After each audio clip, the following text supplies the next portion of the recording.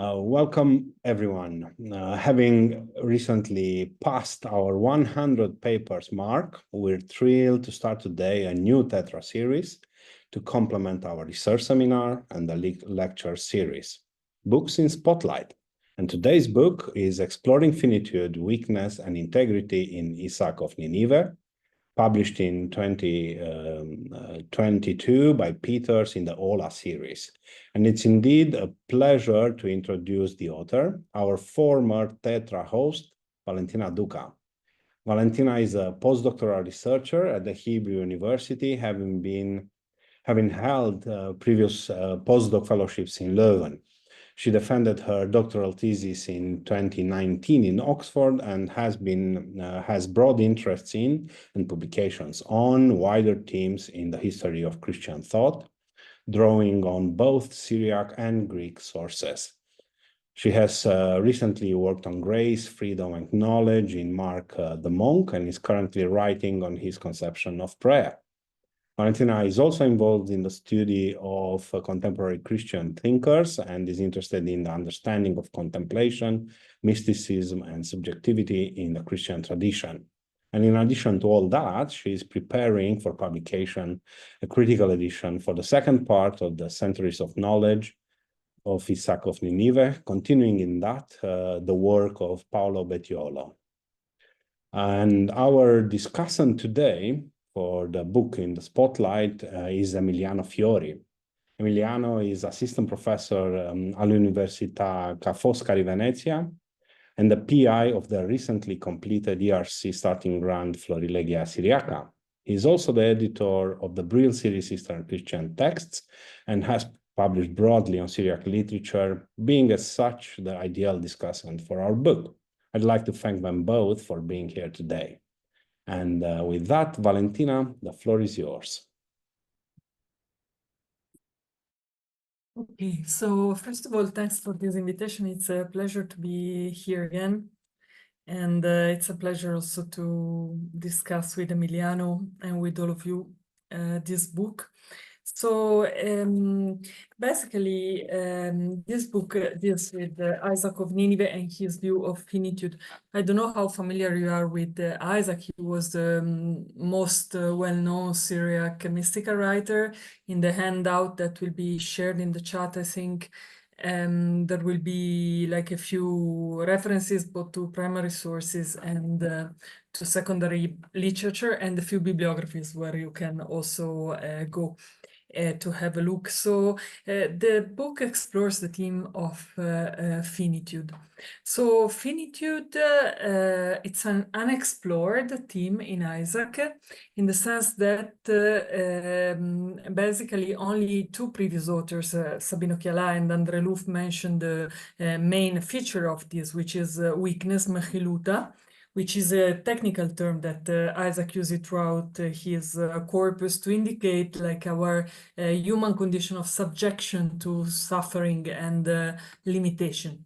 So basically the book examines this and examines it through like a complex methodological approach, let's say, in the sense that it draws, it studies the original text, also in unedited form, and also of sources of Isaac, both edited and unedited,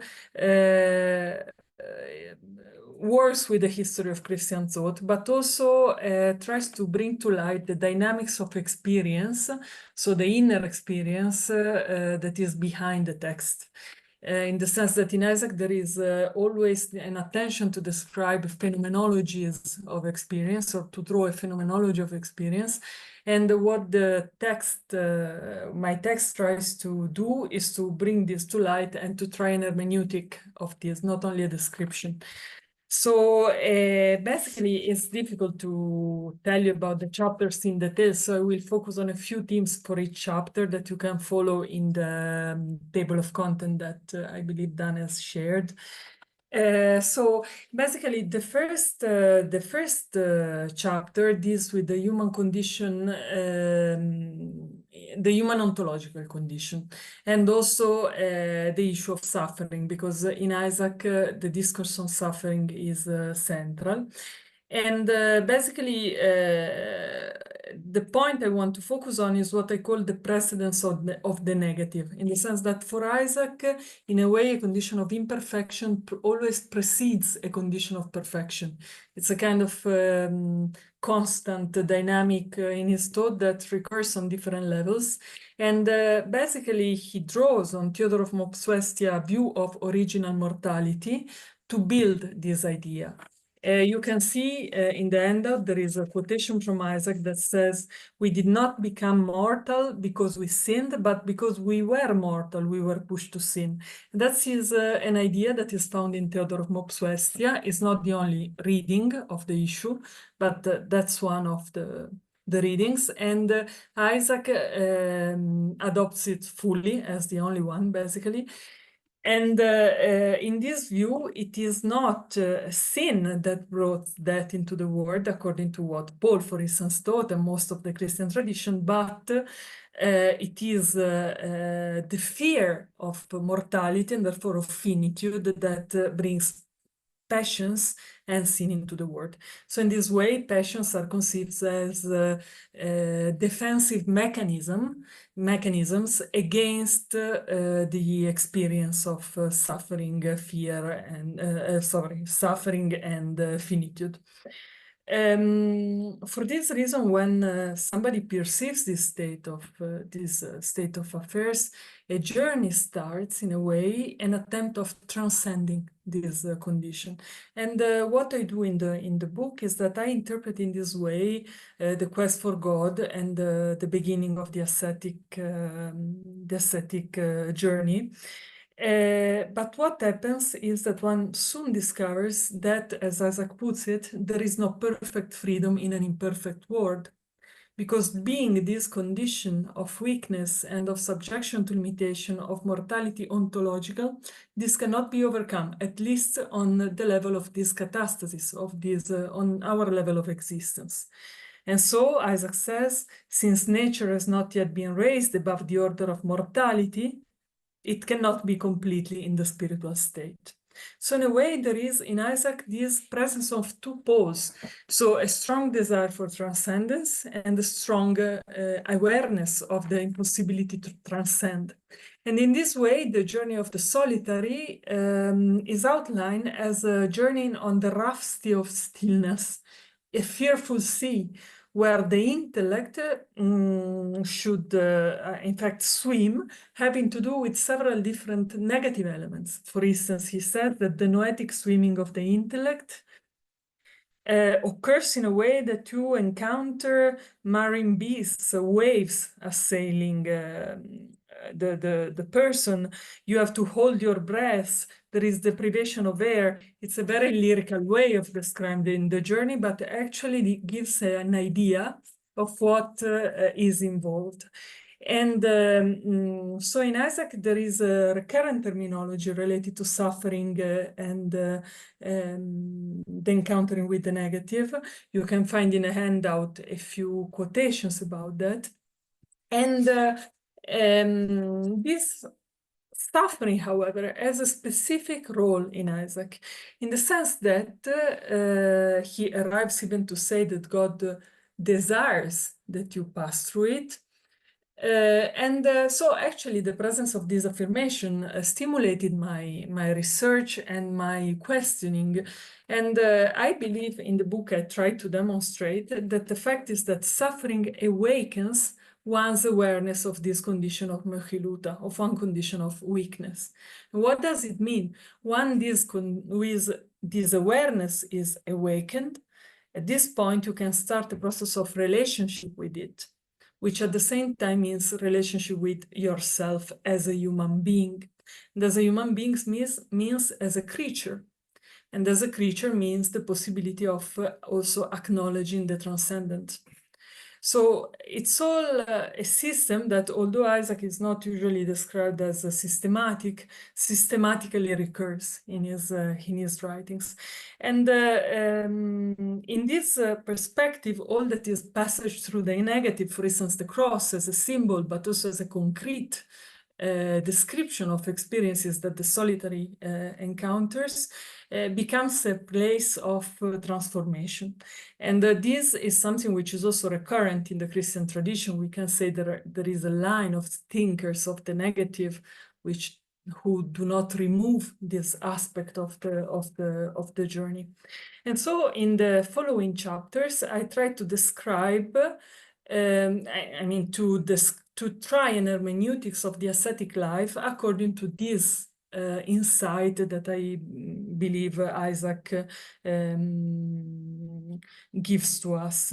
And for instance, I examine in this way the distinction practicae gnosticae, which is taken from Evagrius, of course, and the idea of the naked intellect, that is also Evagrian, the idea of the Shuklafe, the changes that the soul encounters between negative and positive, which comes from the Pseudo-Macarian corpus.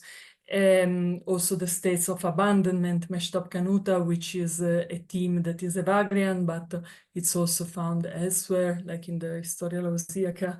And the main point I focus about is the idea of knowing weakness. So the culmination of this process is what Isaac calls unedited miḥiluta, that is knowledge or awareness of weakness. So in Syriac, it's not like a cognitive knowledge, but it actually also experiential knowledge. And of this he writes, "Blessed is the person who has known his weakness.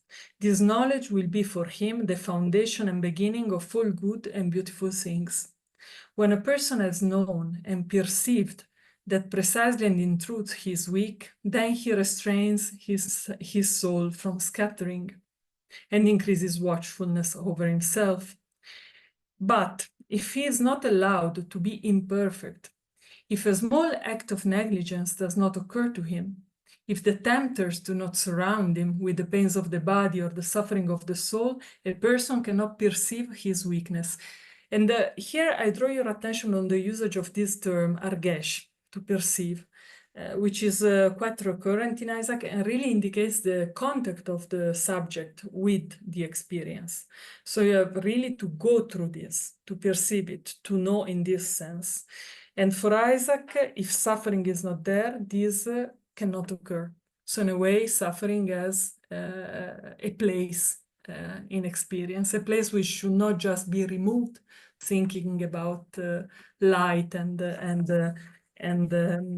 purity. And it is interesting in this sense, an affirmation that she does that you also have in the handout, where he says, "The one who teaches and announces to you a single order full of joy without interruption, know that he leads you out of the path of God, and that he wants to hand you over to the error of the demons." So within this idea, the encounter with weakness is very important, and he describes it in very different ways. One is a story of a martyr. There is a set of chapters in the Centuries of Knowledge devoted to the martyrs, and one describes the encounter with weakness of a martyr as encountering one's being a human. In this text, there are two main references. One is Macarius and the other is Paul, and I will just draw on the Pauline reference. So basically, the martyrs are preserved by pain, from pain during their torments by the high law of God. The high law of God is the power of God, but in Isaac, through Macarian influence, I cannot stop on this now, becomes also the spirit. So in a way, the spirit of God preserves them by grace. But at a certain point, these martyrs feels the suffering. And so people ask him what happened. And he says, "You should know that when you were amputating all my other limbs, I did not suffer. My mind was wholly in heaven. But for this limb, I was allowed to suffer, so that I may know that I am a human being. And it was not a power, Haila, of my nature that supported me until now." So basically, Isaac makes it very clear that suffering leads you to know that you are a human being. And there is a text behind that is 2 Corinthians 12, 7, 10, which is the famous passage of Paul about the thorn in the flesh, where he says, so that I might not boast for the abundance of the revelations, a thorn was given me in my flesh, a messenger of Satan, to buffet me, so that I might not be exalted. Concerning this, I asked the Lord 3 times that it might depart from me. But he said, my grace is sufficient to you, for my power is accomplished in weakness. So here in the Peshitta, the term uses creatural, not miḥiluta, but creatural also recurs in Isaac with almost the same meaning of miḥiluta. At this point, what is most interesting is that Isaac describes actually how to relate with this experience of weakness. And he employs a vocabulary that in the book I described as a vocabulary of bearing, because he uses terms like saibar, to endure, hamsen, to hold fast, endure, persevere, teren, and sebal, which means to bear, mesaibranuta, and others, but also uses a term which is kewo, which is to remain, to abide. And I analyze in the book how his conception of bearing is not just a matter of resistance or endurance, but in his description you can see that it's really like placing yourself like under, below what creates suffering in order to bear its weight. And tean, in fact, is the verb of bearing a weight. And in this attempt to bear the weight, you can also encounter states which are of utter prostration, what I call in the book extreme suffering, and I analyze, there is a chapter devoted to this. Isaac speaks in different terms of a state that he calls darkness, where the perception of God's presence is fully absent from the person, and there you have to resist alone in this state of privation in a way. And in this case, he says, if you have not the strength to dominate yourself and pray, wrap your head in your cloak and sleep until the hour of darkness passes from you, but do not leave your cell. The idea of the hour of darkness, it's like a reference to the hour of Christ in the Gethsemane in Luke. And the idea of remaining in the cell, of course, it's a monastic theme that is very well known. What is interesting is this idea of remaining there, even without praying, even without acting. So it's a naked remaining, a pure remaining, no? With your cloak on the head. Just this is what is important in this condition. And even this still preserve the relationship with the suffering, with yourself, and with the possibility of the manifestation of God. In this sense, I want to read you a very interesting passage of Isaac, where he describes as, I quote, the perfect practice of God, even conditions that are usually considered to be refused in a way, especially in ascetic context, or to be necessarily fought against. And the perfect practice of God for Isaac, it's even the thoughts of blasphemy, vainglory, the hateful movements of fornication, which with violence are used to press heavily upon solitaries in stillness, and the suffering for them, even if the solitary is sometimes still found to be weak before them, but he endures, and the verb is saibar, not going out of his cell. So he remains there in a relationship with all these states, even being weak before them. And also this is reckoned to be a pure sacrifice and a holy and divine practice, except for pride. This is very interesting about pride. We can come back to this. I cannot dwell on this now. And he concludes, because he perseveres in the struggle of the Lord in all things, those of the right and those of the left. So both with the positive and with the negative. So here is described the active position of the human being in a way. So it's not active in the sense of a spiritual exercise like memorizing or repeating prayers, but it's active in the sense that the subject is actively present. There is a resistance, there is a bearing a weight. But there is a state which is beyond that, that for Isaac conceptualizes in terms of grace. And in the book, I try to analyze what does it mean experientially. And there is a passage of Isaac where he makes this very clear. I want to read it in full, and then I will conclude with a few words on this passage.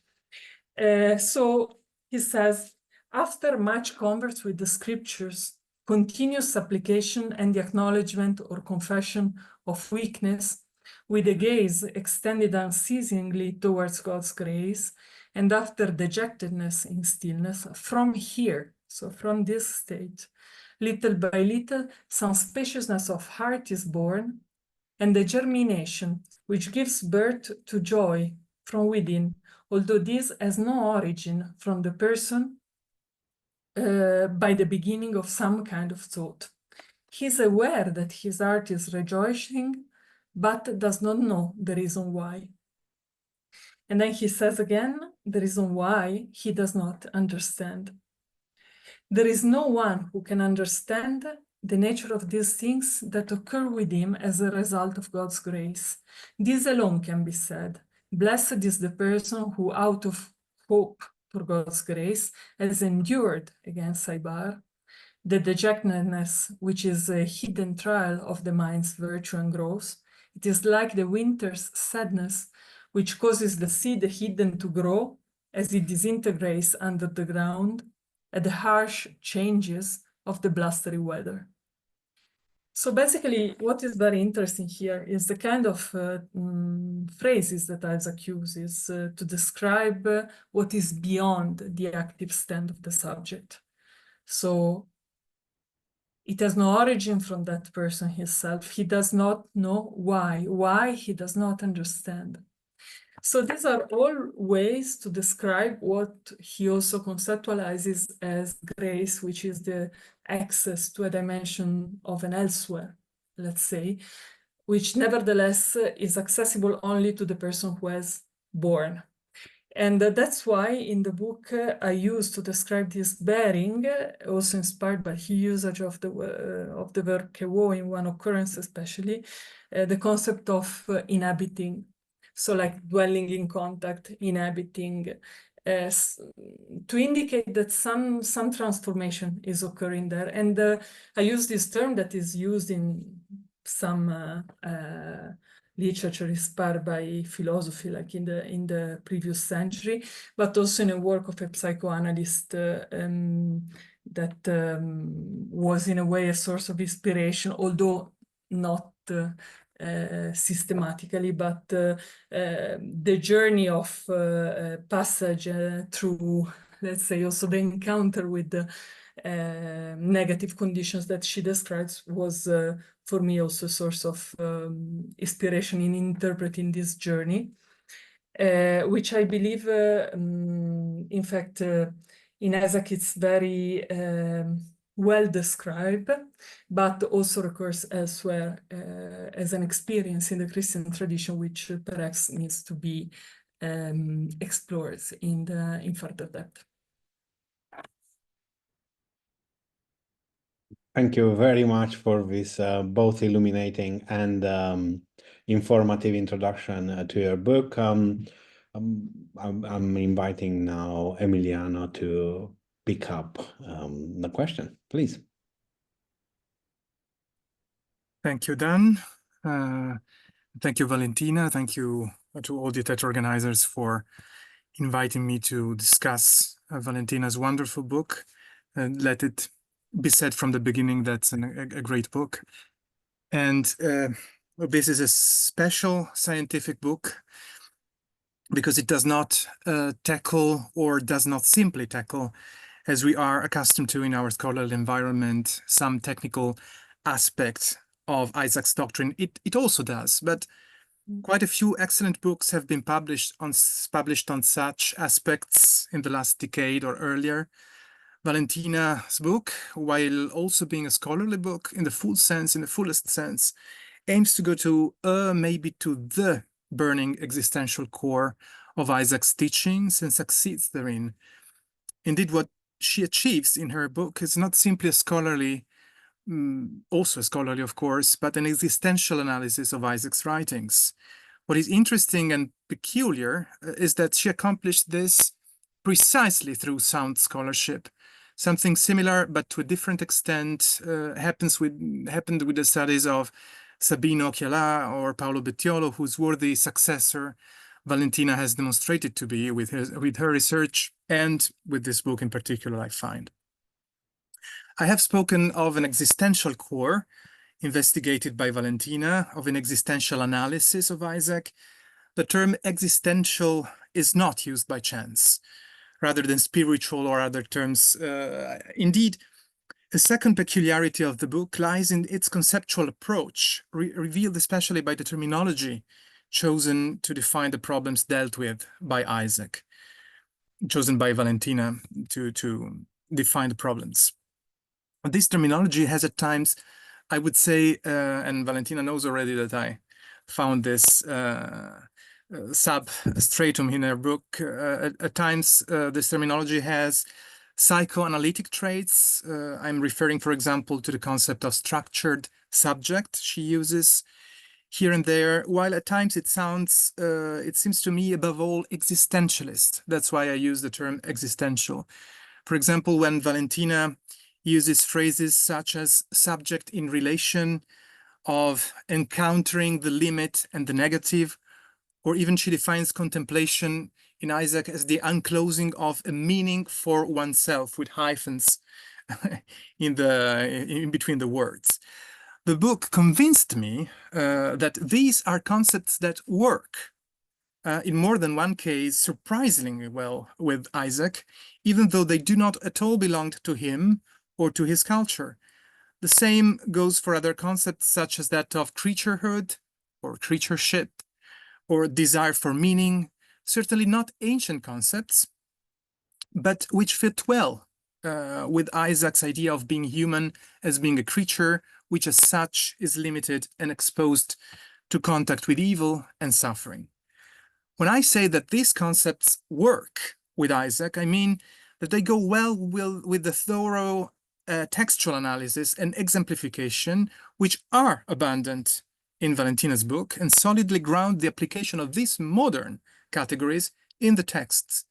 In this way, these categories do not remain extrinsic and really allow us to better understand Isaac. They make him speak in a language more akin to ours, but without forcing the ancient author to say anything he did not mean. It is in this conjunction of existentialist categories and of a careful attention to the text that lies the heart of the reconciliation between existential analysis and sound scholarship, which I was mentioning at the beginning. This is a crucial aspect of your work, Valentina, and thus it strikes me that it is not really, let's say, thematized in full in the book. On a few occasions, you write that yours is a phenomenological and hermeneutical approach. For example, on page 207, there is an explicit declaration on this, but you hardly provide any further explanation. I mean, a full-fledged explanation of your application of these modern categories in a so to say, declaration of intent. Therefore, a first question I would like to ask you is, could you clarify these methodological assumptions of your research, which have proved so effective, because they have proved so effective in explaining Isaac's texts? Other questions arise from the very topic of the book, finitude.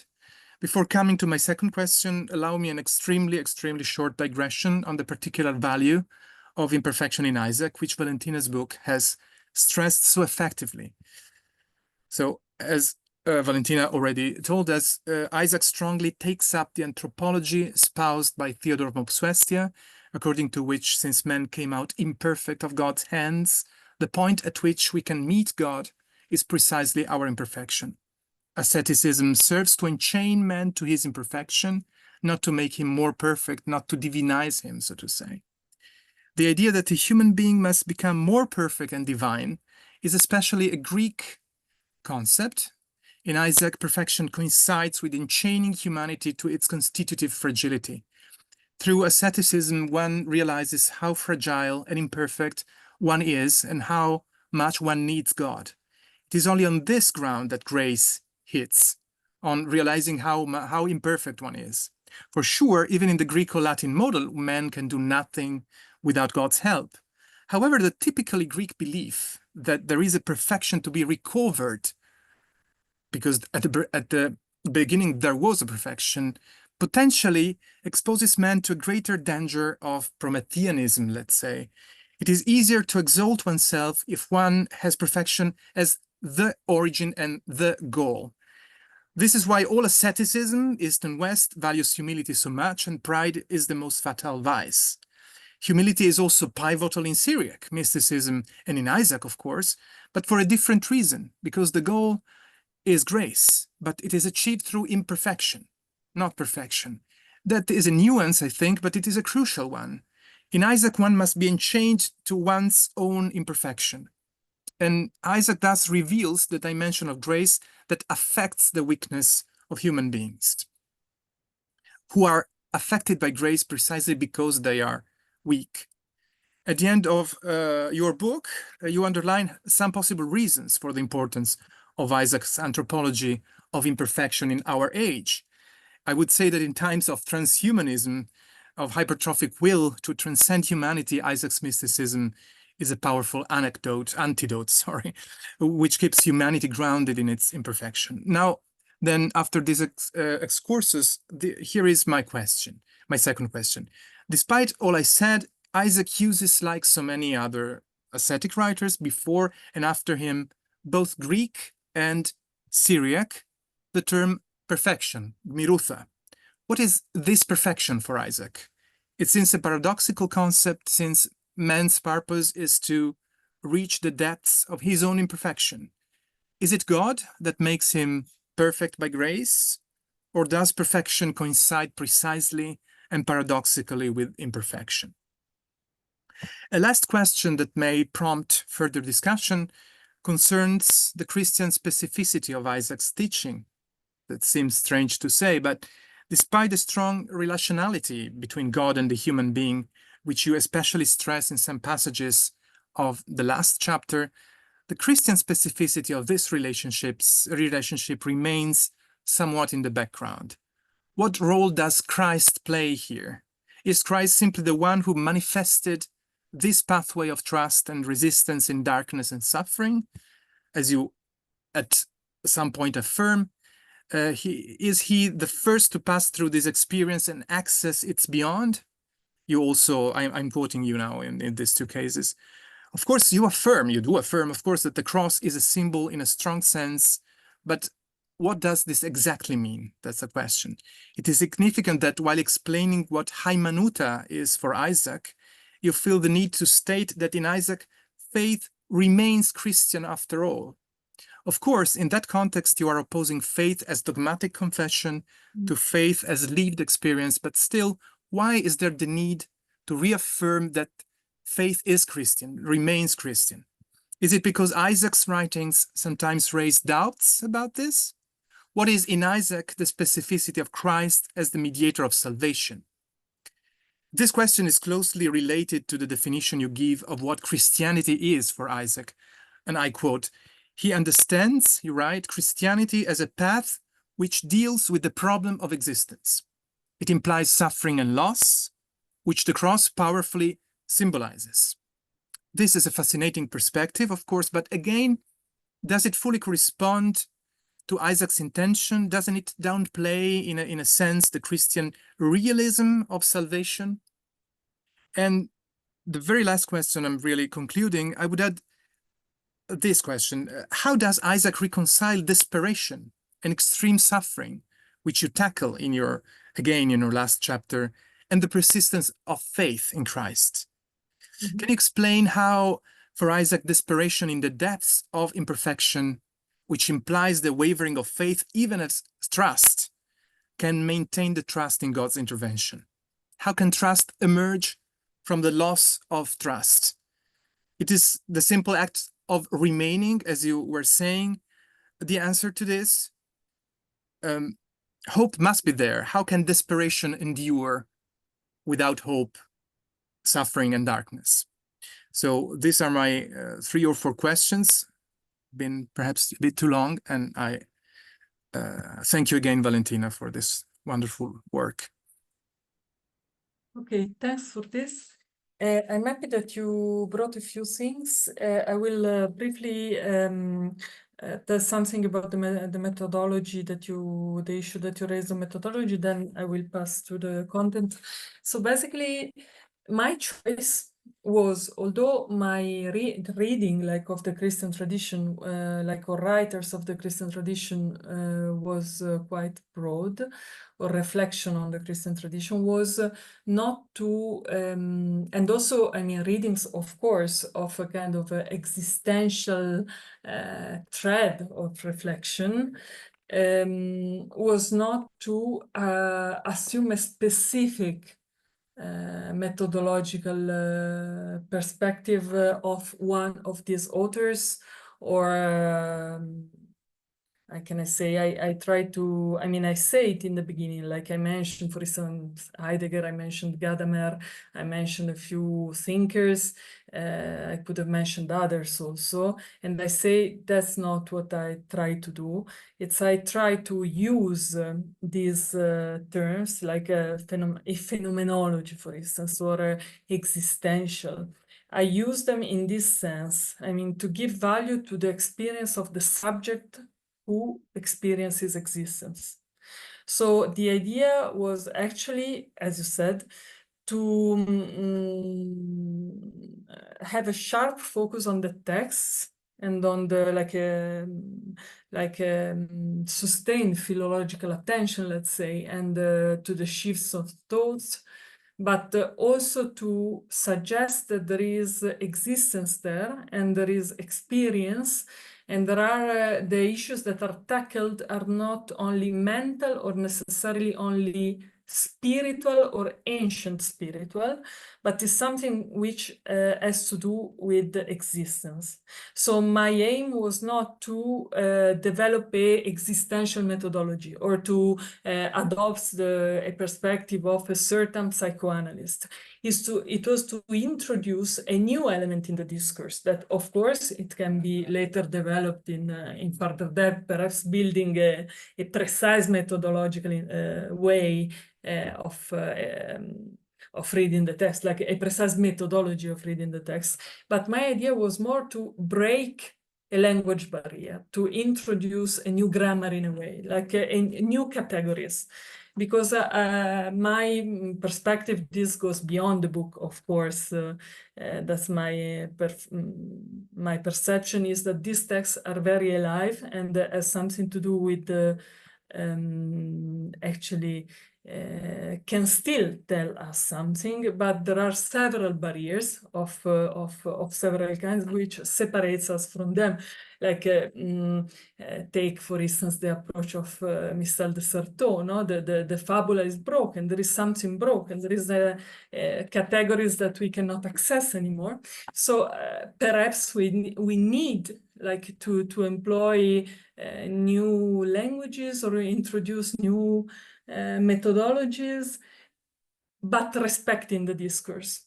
So because that was the attempt of the book, to deeply respect the discourse of the text, but also trying to break. So there are books that read ascetic texts with psychoanalytic categories, like straightforward. That was not my aim. It was to read the text, but breaking some barriers and letting something pass through this. So concerning the themes that you say, okay. So first of all, as I said, my aim was to bring to light what I call in the book the perspective of the subject. That is to say that I didn't want to analyze what objectively is the relationship with God. So what objectively is the conception of Christ, what objectively is, but how the writer describes his experience of this, or how he relates with his own experience. So that was another shift, like, and this maintaining a connection with the history of Christian thought, not cutting it. So that was the aim. And therefore, central in the point in the book is not only the idea of bearing that now I described, but of taking in charge. And this, I say this to come to the issue of perfection and imperfection. So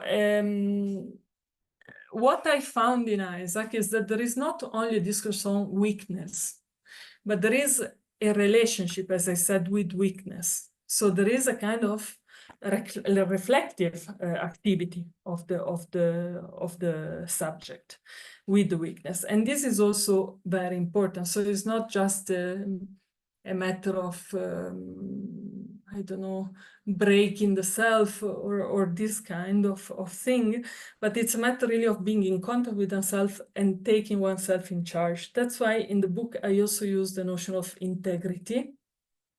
And basically what I say is that in order to have a relationship with God, there is a work to do on oneself in order to reach this integrity, start to deal with the issue of the integrity, let's say. So God is not a God which will take your place and do this work, but it is you, after having done this work, who can relate to God as a you, we could say, right? So, and I found this in Isaac very much, like this description of the perfect practice of God, which deals with taking in charge passions and things of the right and things of the left, and grace emerges only after, right? I think this is really a great new understanding of a shift in thought that we find in Isaac. And I believe, like, you know, it's not like accidental, for instance, that but usually Isaac is not studied beyond the borders of Syriac studies usually, but there is a book by Gaetano Lettieri, which is Donum Libertatis, and in this book he speaks of Isaac together with Origen or Augustine. He concludes the book with Isaac concerning his conception of the relationship freedom-grace. And this is precisely extremely innovative, like this idea of a freedom which arrives up to the limit, and only then grace arrives as full gift, right? And this is radically Christian, if you want. Like, so Christianity, it's everywhere. I believe in Isaac's thought. To come to your second point about so actually, no, sorry, to finish this. So basically, perfection, in a way, of course, there is a discourse on perfection in Isaac, and I believe the strength of his thought is precisely being within contradictions, in the sense that he has there is no perfect freedom in an imperfect world, and nevertheless, you look for perfection. So that's why his thought is so creative, and perhaps why it spoke to thinkers like Dostoevsky or to researchers like Silvano Vetus, for instance. So and perhaps also his thought through Dostoevsky influenced Karl Barth. So there is a whole line also of the kind of influence that he had. The Christian specificity. So, okay, so yes, I believe for him, Christ is, he says, the defender of our weakness. So that's very much there. When I say that the cross is a symbol in a strong sense, I mean that I take the subjective stand, right? And I say strong sense in this sense, in the sense that when you are in suffering, you understand what is the meaning of Christianity on a way which is not only discursive. And I believe that that's what Isaac does. He does not do only this. He comes from a Christian formation. He has criteria for interpreting. But this is something very new that is found there. And when I say it remains Christian, of course, it's a kind of comparison with a purely dogmatic approach. I don't want to say that it remains Christian in the sense that his view is purely, I don't know, experiential without Christian content. On the contrary, I believe it's radically Christian, or also because, I mean, how to explain this speaking at all levels in the Christian traditions through translation, etc. So this is very much there. That was sort of a provocation, of course. It was just to lead you to underline Christ's role a bit more clearly, not more, but a bit more clearly. Okay, yes, no, but I thought it was perhaps this. There is an article I wrote about which is La Passione secondo Isacco, and which just deals with Isaac's view of Christ, that actually in the book I could not develop perhaps as I wanted, but there I tried to put together several approaches to this. I believe, I mean, to be honest, he had a real relationship to Christ as a subject to subject, in the sense that he did not write of Christ only, he talked to him. It's full of prayers with a you.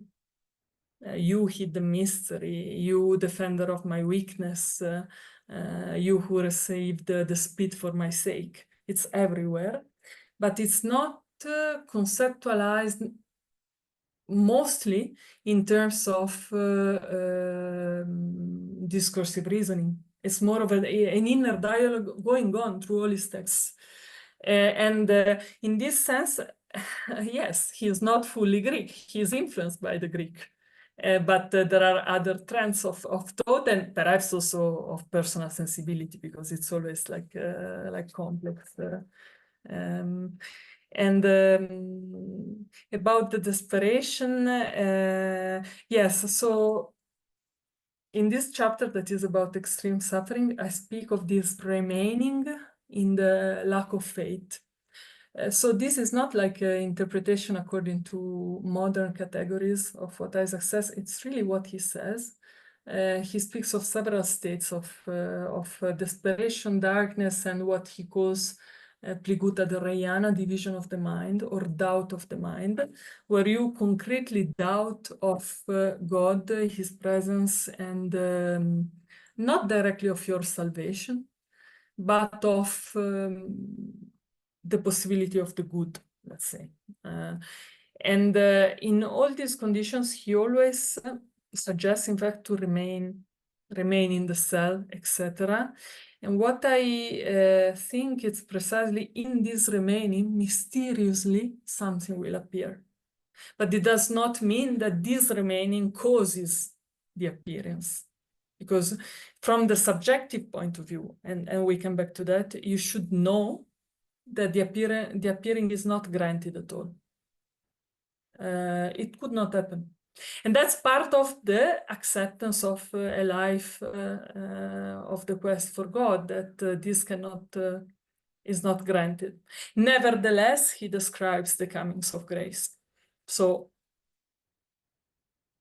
it resembles a lot what Rilke says about poetic inspiration. One has to remain and to stay even and to wait for it. That's particularly strikingly similar. Who knows whether he knew about it? No, I don't know, and I'm happy if you will share. I guess I'm wondering whether he knew about it. Rilke knew about us. That's it. Thank you very much, Valentina, for all these replies. Thank you so much to both Emiliano and to Valentina. To Emiliano for sharing with us your thoughtful reflections on existentiality and imperfection in Isaac, and for opening up the discussion of Valentina's book even more for us, and to Valentina for your very illuminating further responses. We do have time for a few more questions from all of you here. So wherever you're joining us from, please feel free to either raise your virtual hand or perhaps write your question in the chat. And I see a question by Ryan, so please, the floor is yours. Hi, good morning. Thank you for the presentation and for the organization of this seminar. It was awesome. I have two questions. The first is related to how do you see, your insights on finitude related to St. Isaac's insights on the New World? And I'm thinking in particular of part 2, 39 to 42, where Isaac makes this case for the salvation of all rational creatures, and part of that is revisiting the original sin question. In his contemplations on the New World, like vocabulary like temha, like wonder, comes up a lot. And to me, it's almost a question of like, what comes first? Is it that, he's worked out this theology of this anthropological theology, or is it that, he has this experience in prayer of like a merciful God, and he kind of goes back and reworks some of his theological anthropology? And to me, it's also kind of like, you can see his kind of progression of thoughts from part 1 to part 2, but that's my idea. And then the second, I guess, is a little bit more kind of technical. You're someone who you've worked very recently with St. Isaac's corpus. And I was just wondering, how much do you think has left to be published? And I noticed that you used up to part 3 in the handout. I don't know if like parts 4 and 5 are fully complete, or if we're expecting anything more. But if you could just share some of your scholarly insights, that would be much appreciated. Thank you very much. Yes, thank you very much to you. So first of all, the New World thing.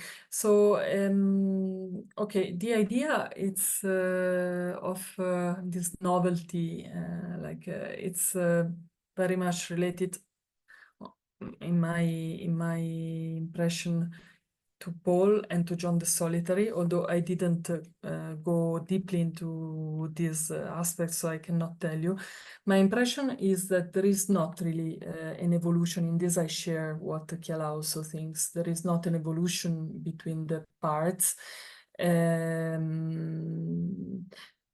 Also because we actually don't know how they were originally arranged, in the sense that, for instance, ancient sources says we had 5 volumes, 7 volumes. We don't know if we have all the volumes. The parts which are acknowledged as authentically Isaac's are 1, 2, and 3. And 3, there is a discourse which is not Isaac's, and 1 it is doubtful. Other things might come up. I saw there is Gregory Kessel. He can definitely tell more also on this, like also on recent discoveries of manuscripts. My impression is no, there is not actually a real evolution. Definitely in the second part, there are the centuries of knowledge, which are, like theoretically and also lyrically, I believe the peak of Isaac's production. I would not say they deal with new themes. They deal with themes that you find also elsewhere. Perhaps in the first part there is more accent on ascetic topics, but we have also to say that the first part is 82 discourses. So there is a lot of space to discuss. It's while other parts are at least a third. It's far more limited. So yes, I don't know if I answered your question exactly. On the wonder, I know there is a debate about wonder, amazement, like how to assess the differences between these states. I have to tell you that I suspend here because I didn't study the terminology on this in detail. Definitely, there is an insistence on Isaac on this condition of non-knowledge, non-prayer, or wonder, amazement, what is beyond. That is precisely what the last quotation was about, this grace which occurs. For the wonder terminology, I would suggest to have a look. There is a recent article by Adrian Pirtea. There are several other studies that I believe are summarized by Jason Scully in his monograph. And I think that's what is now there on the team. Okay, thank you very much.